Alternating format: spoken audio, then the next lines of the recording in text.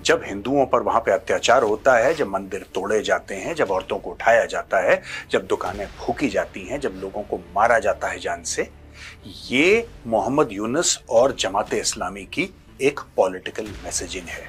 पाकिस्तान से अपनी नजदीकियां बढ़ाओ, क्योंकि जमाते इस्लामी हर समय गद्दार रहा है। ये बीएलए को नहीं संभाल पा रहे, ये टीटीपी को नहीं संभाल पा रहे। अफगान तालिबान जब मन चाहता है 4 मुंह पे इनके थप्पड़ मारता है। चाइना के लिए दलाली कौन करता है? पाकिस्तान करता है। चाइना कभी अपने हाथ गंदे नहीं करता। कभी ये कह रहा है लड़ाई करनी है, कभी ये कह रहा है चावल दे दो, फिर कहता है लड़ूंगा, फिर कहता है पहले चावल खाऊंगा फिर लड़ूंगा, फिर कहता है दाल भी दे दो थोड़ी सी तब जाके तुमसे लड़ूंगा। ये लड़ना चाह रहा है, खाना चाह रहा है, दोस्ती करना चाह रहा है, चाह क्या रहा है? बट एक फॉरेनर के कहने पे आप किसी को कैसे जेल में डाल सकते हैं विदाउट ट्रायल? ये सब आपको दिखाता है इस आदमी का दिमाग, ये बांग्लादेश के साथ कर क्या रहा है। मैं मोहम्मद यूनुस की बात कर रहा हूँ। जनरल जमान ने यह बोला था कि मोहम्मद यूनुस गलत आदमी है, ये बांग्लादेश बर्बाद करेगा, he is not the right person for the role. तो वो ये चाह रहा है कि एनएसए अपनी मतलब का करूं और किसी तरीके से मैं आर्मी चीफ को निपटा दूं। कि किस तरीके से आर्मी चीफ को लुढ़काने की साजिश हो रही है बांग्लादेश में।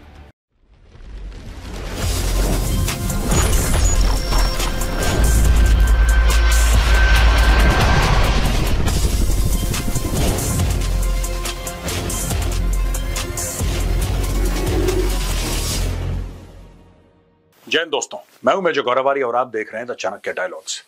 बांग्लादेश बर्निंग आज के वीडियो का टाइटल है और बांग्लादेश के बारे में आज मैं बताना आपको जरूरी समझता हूं दोस्तों। Never make the mistake of thinking that Bangladesh is a homogeneous entity.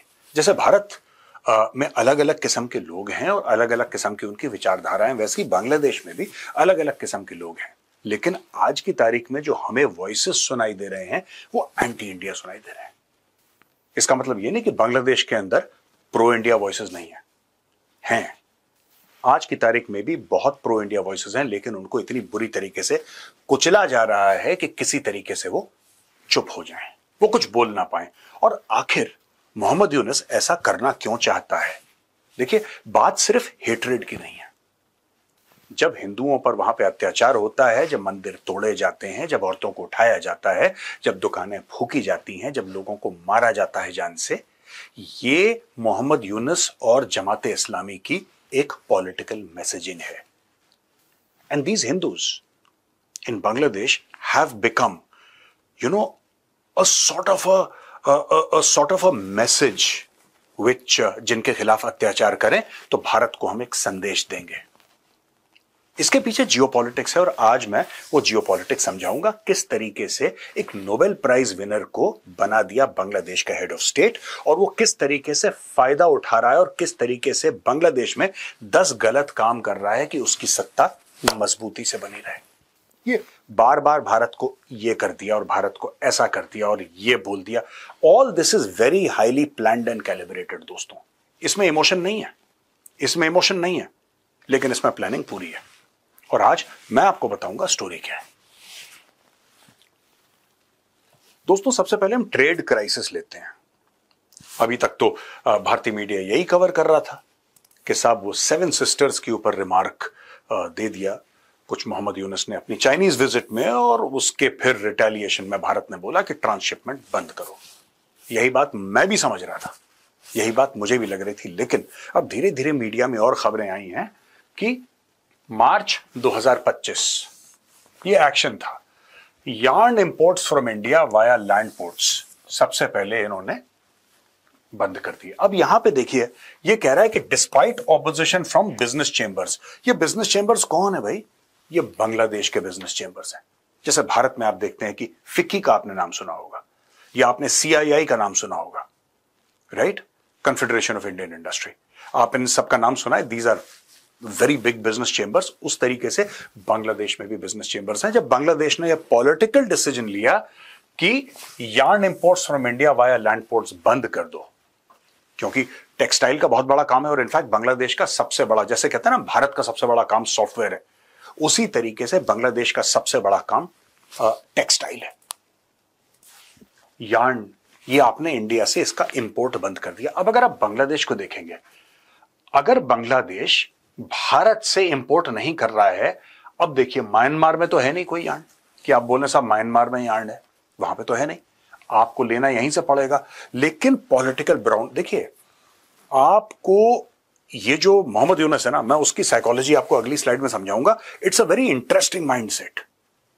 ये एक बहुत इंटरेस्टिंग माइंडसेट है। मैं आपको एग्जांपल दूंगा एक दो, तब आप बिल्कुल समझ जाएंगे कि ये बंदा जो करता है ना, ये करता क्यों है। ये देखिए साहब, ये मैप है बांग्लादेश का। लेट मी, अगर आपको ना दिखाई दे तो मैं फिर आपको इस प्रकार से ये map, this pretty much is Bangladesh, give और टेक, मोटा मोटी। ठीक है जी। अब ये बांग्लादेश को देखिए, अगर बांग्लादेश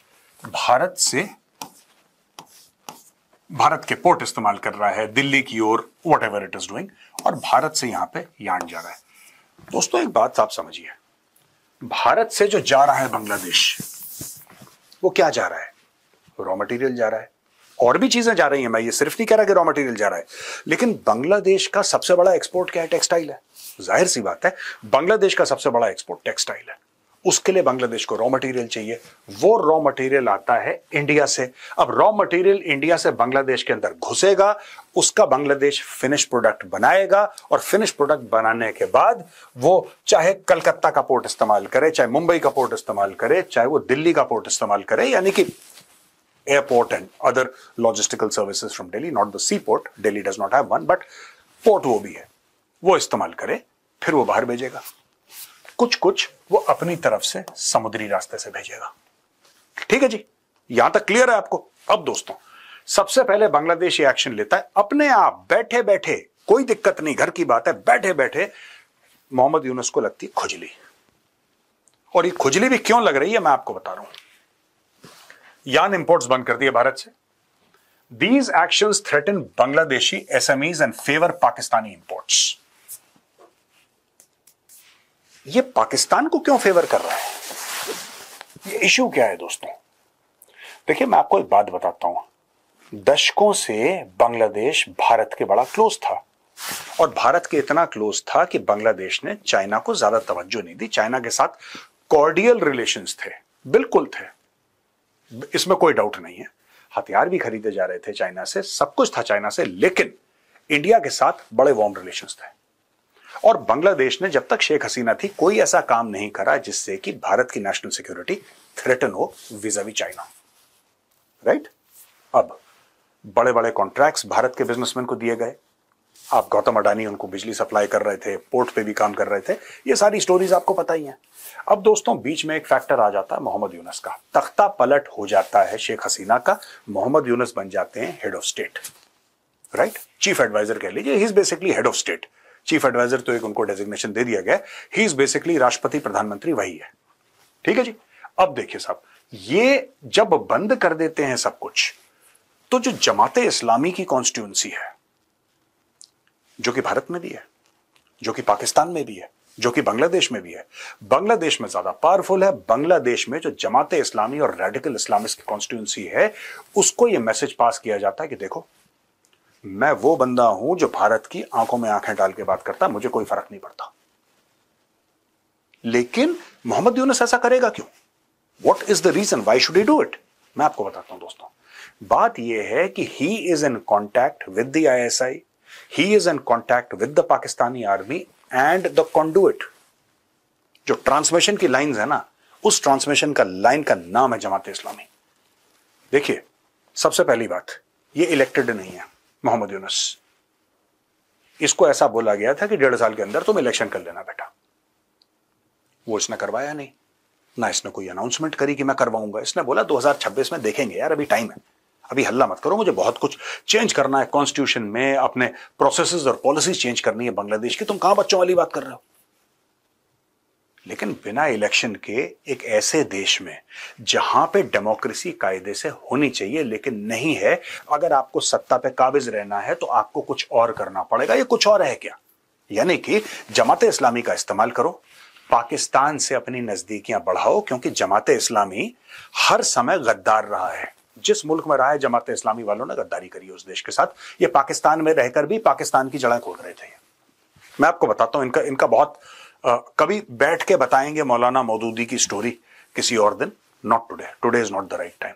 तो मोहम्मद यूनुस ने इस्तेमाल करा जमात इस्लामी का पाकिस्तान के करीब। अब आप ये बोलेंगे साहब पाकिस्तान खुद फूक रहा है, पाकिस्तान तो खुद फुक रहा है, पाकिस्तान की जेब फटी है, 2 रुपए नहीं है, पाकिस्तान से दोस्ती करने में इसका क्या फायदा? नहीं, इसका वो मतलब नहीं है जो आप समझ रहे हैं कि साहब इंडिया को थ्रेटन करवाना और चिकन नेक में आईएसआई वालों को। आईएसआई वालों के पास इतना पैसा है ही नहीं।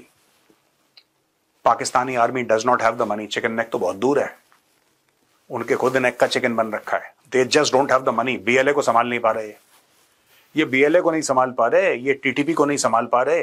अफगान तालिबान जब मन चाहता है 4 मुंह पे इनके थप्पड़ मारता है। 100 फौजी एक साथ, 100 पुलिस वाले एक साथ पुलिस लाइन के अंदर, कभी 20-25 फौजी ऐसे, कभी ट्रेन ऐसे, उनको नहीं संभाल पा रहा। तो आप ये बात भूल जाइए कि पाकिस्तान कोई भी ऑपरेशन यहां पे कर सकता। हां, थोड़ी बहुत खुराफात अपनी औकात के हिसाब से छुटमुट बम पटाके, इससे ज्यादा पाकिस्तान नहीं कर सकता। ये सारी एक बहुत बड़ी मैसेजिंग है चाइना को। चाइना को ये मैसेजिंग है कि भाई देखो, तुम्हारे भारत के साथ पंगे हैं ना, मैं तुम्हारे लिए एक यूजफुल टूल बन सकता हूं। यही मैसेज उसने दिया था जब वो बात कर रहा था। यहां पे देखो,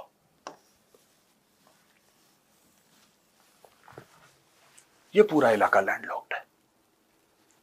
we are the guardians of the sea and we can be an extension of the Chinese economy. देखिए, इकोनॉमी गई भाड़ में। He wants to become an extension of the Chinese strategic outreach into states which are surrounding India. That is where he will get his money and influence from. और जब से इसकी party, democratic party America में हारी है, ये बात की तलाश में है। अभी और डेस्परेट हो गया दोस्तों। तो इसका डेस्परेशन भी समझिए, ठीक है? तो कहने की बात यह है कि now he wants to get close to China. Why does he want to get close to China? And who can get him close? Pakistan के, क्योंकि चाइना के लिए दलाली कौन करता है? पाकिस्तान करता है। चाइना कभी अपने हाथ गंदे नहीं करता। एक जमाना था जब तालिबान से बात करनी होती थी, पाकिस्तान को अच्छा बात कराओ, पाकिस्तान लाइन में लाके देता था। अमेरिकन भी यही काम करते थे। अब तालिबान ने बोला कि भाई हम एक काम करते हैं, हम तुम्हें सरकमवेंट कर देते हैं। Today the Taliban are talking directly to the Americans. वो कह रहे हैं हम दोहा में जाके बैठे हैं, हमें इस्लामाबाद का कोई लेना देना ही नहीं है। और जहां तक लैंडलॉक्ड की बात है, वही बात तो ये लोग अफगानिस्तान के लिए कह रहे थे। कह रहे हम चाबार में पैसा इन्वेस्ट करेंगे, पैसा ही चाहिए ना तुम्हें, इन्वेस्ट कर देंगे। ईरान से अपने ताल्लुकात अच्छे करो। तो ये सारी चीजें चल रही हैं जियोपॉलिटिकली दोस्तों। यहां पे इशू ये है कि बांग्लादेश ये चाहता है कि यहां पे चाइना आ जाए, बीच में म्यांमार है, संभाल लेंगे।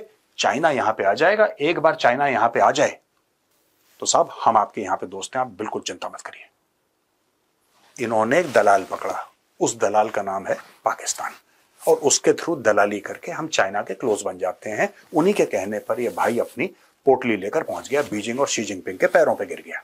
ये तो इसकी बैकग्राउंड स्टोरी है।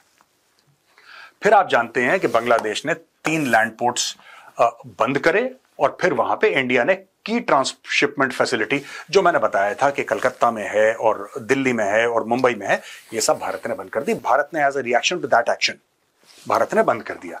यहां पे import and export activities at 3 land ports in Sylhet have been halted due to protests by Indian protesters, while objections from Bangladeshi traders have also led to the suspension of imports through the Tamabil land port, leaving these ports and customs in stagnation. Demonstrations by a group named Sanatani Okya Manch in Sri Bhumi of Assam resulted in the closure of the trade at Sylhet's Shiola land port in Beni Bazaar on Sunday and at Zakiganj customs on Monday.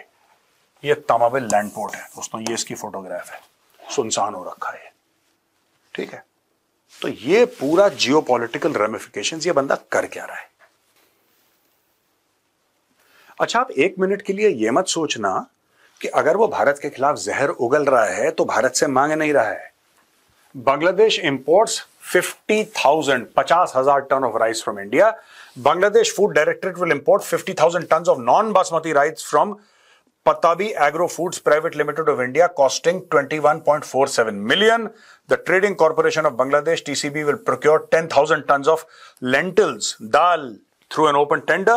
Local firms Madina Trading Corporation and Patel Traders will supply the lentils for 7.7 million. ये देखिए साहब, 2024 में ये trade थी, ठीक है?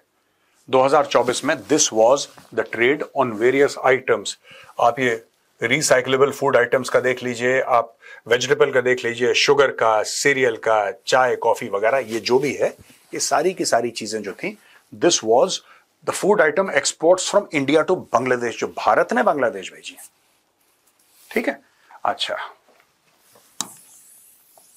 यह Dhaka Tribune का आर्टिकल है। 35,000 metric tonne from India, Vietnam arrive at Chittagong port.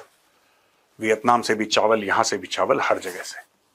अब आप बोलेंगे साहब ये क्या दोगलापन है यार, कभी ये कह रहा है लड़ाई करनी है, कभी ये कह रहा है चावल दे दो, फिर कहता है लड़ूंगा, फिर कहता है पहले चावल खाऊंगा फिर लड़ूंगा, फिर कहता है दाल भी दे दो थोड़ी सी तब जाके तुमसे लड़ूंगा। ये लड़ना चाह रहा है, खाना चाह रहा है, दोस्ती करना चाह रहा है, चाह क्या रहा है, ये क्या चाह रहा है, ये मैं आपको आज बताता हूं। चलिए साहब, अब दोस्तों जरा माहौल कैसे इसने बदला ढाका में। ये गेम खेल रहा है ना पूरा, ये माहौल कैसे बदल रहा है पहले ये भी समझ लीजिए आप, बहुत इंपॉर्टेंट है। ये देखिए साहब, मेघना आलम इन custody for national security threat. The allegations of मेघना आलम being abducted is not accurate according to the DMP. Another actor, Sohana Sabha, was also under surveillance. She is accused of involvement in an anti-state conspiracy. Meher Afroz Shaun has been arrested. ये कुछ actresses को arrest करा है। यहां पे ये जो actress आप देख रहे हैं, ठीक है जी, यहां पे जो एक्ट्रेस देख रहे हैं इसका नाम है मेघना आलम। ठीक है, ये मेघना आलम, ये फोटो है, ये मेघना आलम है। मेघना आलम क्यों इंपॉर्टेंट है? ब्रह्मचलानी है, भारत के फॉरमोस्ट स्ट्रेटेजिक थिंकर हैं, और आप इनको ट्विटर पे फॉलो करेंगे आपको बहुत चीजें पता लगेंगी, आपको एक खास नजरिया पता लगेगा किस तरीके से what is the analysis, and he is a brilliant person. ये बड़ा इंटरेस्टिंग ट्वीट है और ये दिखाता है कि किस हद तक मोहम्मद यूनुस गिर सकता है अपनी सत्ता को मजबूत करने के लिए। अब Bangladesh is a Muslim country, Bangladesh चाहता है कि भाई सऊदी अरब, क्योंकि सऊदी अरब से तेल मिल सकता है, सऊदी अरब से पैसा मिल सकता है, और सऊदी अरब को आप नाराज नहीं कर सकते, राइट? अकॉर्डिंग टू दिस, ये फॉर्मर मिस अर्थ बांग्लादेश है मेघना आलम, सऊदी एम्बेसडर का इनका कोई रिलेशनशिप था, इनका और सऊदी एम्बेसडर का। ये ट्वीट है, ट्वीट का स्क्रीनशॉट डाला है मैंने। सऊदी एम्बेसडर के साथ इनका एक अडल्ट्रस रिलेशनशिप था। अब जब मेघना आलम ने एक्सपोज करा कि भाई ये सऊदी एम्बेसडर, उसने कुछ लोग कहते हैं बांग्लादेश में कि कुछ वॉइस नोट्स थे, कुछ स्क्रीनशॉट्स थे, कुछ XYZ था, वो उसने भेजना शुरू करा। सऊदी के एम्बेसडर को पता लग गया कि मेघना आलम हमारे रिलेशनशिप के बारे में ऐसे बातचीत कर रही है सरेआम, right? Now he is at a certain position where he can not afford to look like a फूल।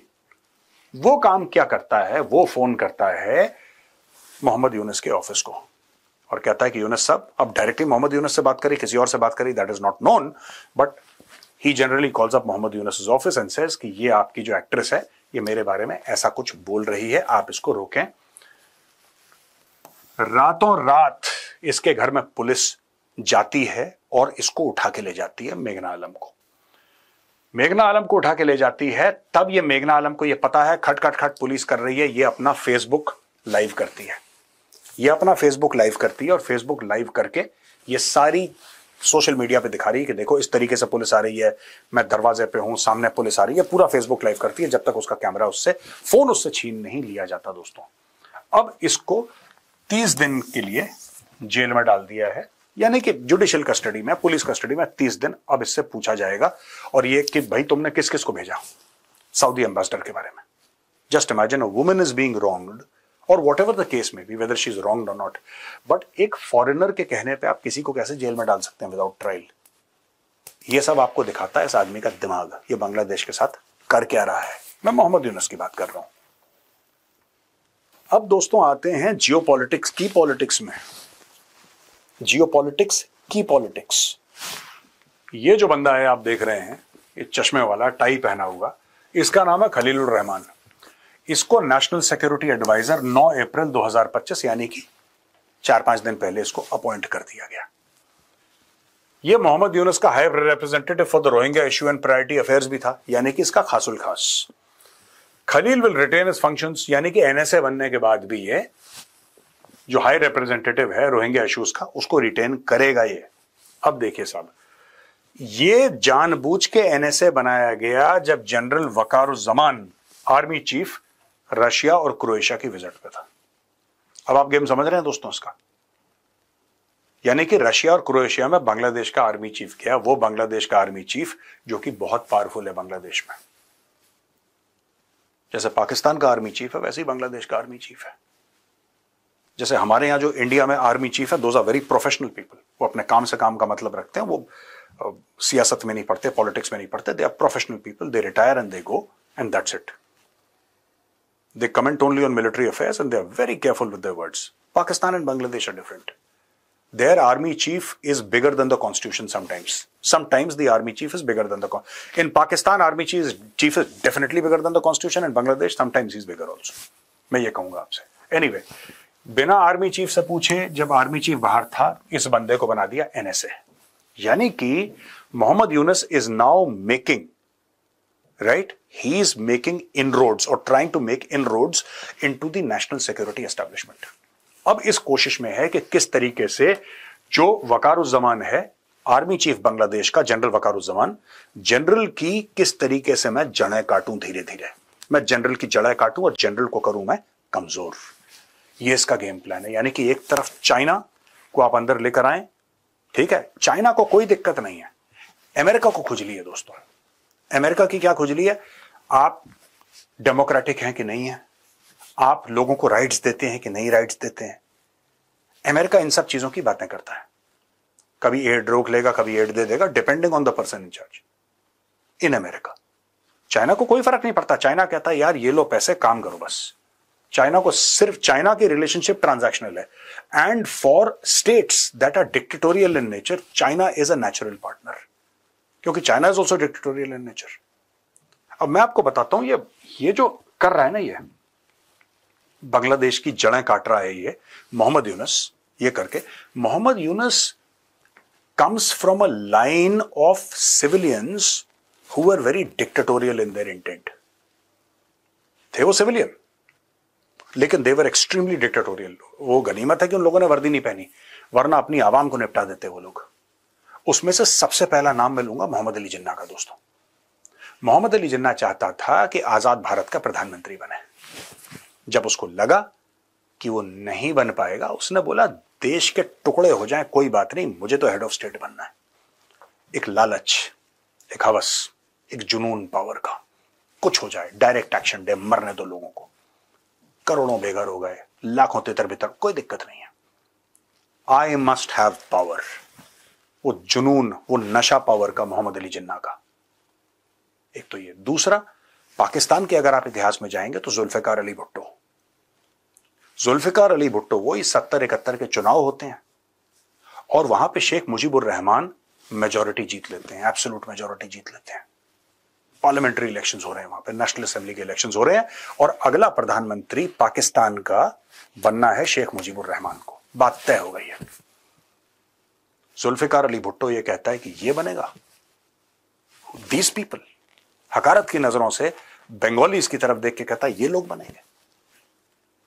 और वहां पे फिर शुरू होती है मार पिटाई का दौर, जुल्म का दौर, ऑपरेशन सर्चलाइट का दौर। जुल्फिकार अली भुट्टो ने भी यही बात बोली थी, हो जाए पाकिस्तान के 2 टुकड़े, प्रधानमंत्री तो मैं ही बनूंगा। हो गए टुकड़े, बन गया प्रधानमंत्री, देश अलग हो गया। यही काम मोहम्मद यूनुस कर रहा है।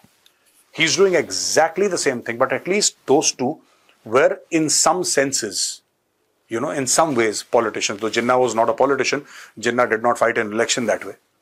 He was appointed as head of state, right? And he was never in a hurry. वो तो जिन्ना की मौत हो गई, वरना जिन्ना was never in a hurry कि कॉन्स्टिट्यूशन बने। He was not in a hurry that elections हो। वो जिन्ना ने कभी वो इंक्लिनेशन नहीं दिखाया, राइट? तो दोस्तों ये बात है। अब दोस्तों, before I go to the next slide, I want to explain to you that Khalil holds a US passport. ये है, ये यूएस सिटीजन है, okay? He is a US citizen. The NSA of Bangladesh is an American, ठीक है? ये चीज पाकिस्तान में भी होती है। पाकिस्तान का भी जो एनएसए था, आज तो कोई एनएसए नहीं है, और that NSA also had a US passport. He held a US passport, ठीक है? Almost 7 to 8 persons who are directly or indirectly involved in the interim authority are US passport holders. Some of them in addition, ये तो सिर्फ US passport, इसमें कुछ addition में जिनके पास European union के भी पासपोर्ट्स हैं, कंट्रीज के अलग अलग, German passport, UK passport, etcetera, ठीक है? But majority of them have US passports. एक तो ये बात है। दूसरी चीज ये है कि इस खलीलुर रहमान को बनाने का एक और कारण था दोस्तों कि this man is very anti Wakeruzzaman. ये उसका बड़े एंटी है। ये स्टेटमेंट्स देता है उसके खिलाफ, बांग्लादेश आर्मी चीफ के खिलाफ। He is known publicly as a person who is very anti the army chief. They are not on speaking terms. वो कटपट इनकी चलती रहती है। जानबूझ के इसने इसको अपॉइंट करा है। अब अगर इन लोगों के पास यूएस के पासपोर्ट हैं या और कहीं के भी पासपोर्ट हैं, यूरोपियन कंट्रीज के पासपोर्ट हैं, is it possible that these people have been appointed by the deep state in the US? Right. But फिर यह बात है कि डीप स्टेट का अगर बंदा है, ये मोहम्मद यूनुस की बात कर रहा हूं और ये खलील की भी बात कर रहा हूं, देन फिर ये चाइनीज के साथ क्यों खेल रहे हैं? क्या इनको ऐसा लग रहा है कि हम इनसे भी फायदा उठा लें, उनसे भी फायदा उठा लें? क्योंकि चाइना से पैसा लेंगे लेकिन सेटल उनको यूएस में ही होना है, सेटल उनको यूरोप में ही होना है। आपने कुछ देखा इसमें कि कोई भी, मैंने बोला कि किसी के पास चाइनीज पासपोर्ट है? नहीं, नॉट पॉसिबल, है ही नहीं इनके पास। सबके पास same thing you will see with Pakistanis, same issue you will see with, exactly same issue with Pakistanis. कोई फर्क नहीं है। अमेरिका को गाली दो, चाइना से पैसे लो, बच्चों को अमेरिका भेजो, अमेरिका में घर बनाओ, फिर अमेरिका को गाली दो, वहां से पैसे कमाओ, फिर अमेरिका को गाली दो। This is standard operating procedure for Pakistanis.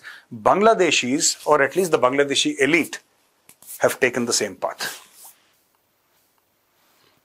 अब दोस्तों देखिए, Bangladesh army is the target, ठीक है, क्योंकि बांग्लादेश आर्मी एक डिसिप्लिन्ड फोर्स है and it is very loyal to its chief general Waker-uz-Zaman. अब किसी तरीके से बांग्लादेश आर्मी चीफ को गिराना है, किसी तरीके से। अगर बांग्लादेश आर्मी के चीफ को गिरा देंगे ये लोग, आज नहीं तो कल नहीं तो परसों, तो फिर एक काम ये होगा कि जो इसका लॉयल बंदा है, कोई अमेरिकन डीप स्टेट का एसेट या चाइनीज स्टेट का एसेट, उसको बना देंगे बांग्लादेश का आर्मी चीफ। फिर गई भैंस पानी में। उसके बाद then nobody can do anything. Hasnat Abdullah, chief organiser of the National Citizen Party, claimed in a video that general Waker-uz-Zaman was not keen on appointing Mohammad Yunus as the chief advisor. General Waker-uz-Zaman चाहता ही नहीं था कि मोहम्मद यूनुस बने। According to the recording, General Zaman said he was not the right person for the role. This is on record, on record. General Zaman ने यह बोला था कि मोहम्मद यूनुस गलत आदमी है, ये बांग्लादेश बर्बाद करेगा, he is not the right person for the role. लेकिन अब वो बन गया। अब वो बन गया तो वो ये चाह रहा है कि एनएसए अपनी मतलब का करूं और किसी तरीके से मैं आर्मी चीफ को निपटा दूं, उसको पोजीशन से हटा दूं। ड्यूरिंग द अगस्त 2024, ये ड्यूरिंग अगस्त, वो जब रेवोल्यूशन की बात वहां पे वो लोग करते हैं कि रेवोल्यूशन हो गई और क्रांति आ गई वगैरह वगैरह, कुछ नहीं था, राइट। कुछ गुंडे मवालियों ने वहां के प्राइम मिनिस्टर को बेदखल कर दिया, मोटा मोटी। Wakeruzzaman supported the formation of an interim government led by Mohammad Yunus. Certain disgruntled former officers abroad are allegedly attempting to destabilize the military by spreading misinformation and executing external agendas. ये भी बात चल रही है, यानी कि बांग्लादेशी आर्मी के कुछ वेटरन्स हैं जो कि विदेश में हैं, जो कि वहां पे दखलंदाजी करने की कोशिश कर रहे हैं। Bangladesh army chief returns home after visiting Russia and Croatia for 7 days. In Russia, he met with Deputy Defense Minister Colonel General Alexander Fomin and Army Chief General Oleg Salyukov, और ये सब डिफेंस कोऑपरेशन वगैरह ये discussion हुए दोस्तों। तो cut a long story short, ये जो आप बांग्लादेश का रिएक्शन देख रहे हैं आजकल के बांग्लादेश किस तरह, सबसे पहले बांग्लादेश ने भारत को बोला कि नहीं साहब, हम आपके साथ धंधा नहीं करना चाहते, राइट। ये लोग क्या चाह रहे थे, बांग्लादेशी, देखिए इनका दिमाग देखिए, ये चाह रहे थे कि इंडिया के सारे दरवाजे बंद कर दें, लेकिन इंडिया का इस्तेमाल करते रहे, हम इंडिया का इस्तेमाल करते रहे ट्रांसशिपमेंट। तो भारत ने बोला बंद करना है तो पूरा बंद कर दो, कोई बात नहीं, आप बंद कर दो, आपकी मर्जी है। Then shut down everything. Now they are playing the victim card, which is very typical, very very typical of these people, this habit of playing the victim card. पहले तुम हमला करो, जब जवाबी कार्रवाई हो फिर बोलो मैं बेचारा, राइट। एक तो ये चीज है दोस्तों। और इसमें आप अगर आगे देखेंगे ना, जिस मैंने पूरे प्रेजेंटेशन में आपको समझाया किस तरीके से ह्यूमन राइट्स और जिसको कहते हैं कि फ्रीडम ऑफ एक्सप्रेशन को कुचला जा रहा है। मैंने आपको 2-3 जो एक्ट्रेसेस थी उनका मैंने आपको हवाला दिया, उनका भी एग्जांपल दिया। फिर मैंने आपको बताया कि किस तरीके से आर्मी चीफ को लुढ़काने की साजिश हो रही है बांग्लादेश में। तो जब भी आप बांग्लादेश को दोस्तों आज के बाद सुनेंगे ना, कोई भी खबर आप सुनेंगे, आप एक जिसको कहते हैं कि इसको बैकग्राउंड में रखिएगा, then try to analyse the news that is coming out of Bangladesh. दोस्तों I hope you like this video, आपको पसंद आया होगा। अगर पसंद आए तो इस वीडियो को लाइक करिए, हमारे चैनल को सब्सक्राइब करिए, बेल आइकन दबाना बिल्कुल मत भूलिएगा। जय हिंद, वंदे मातरम, भारत माता की जय।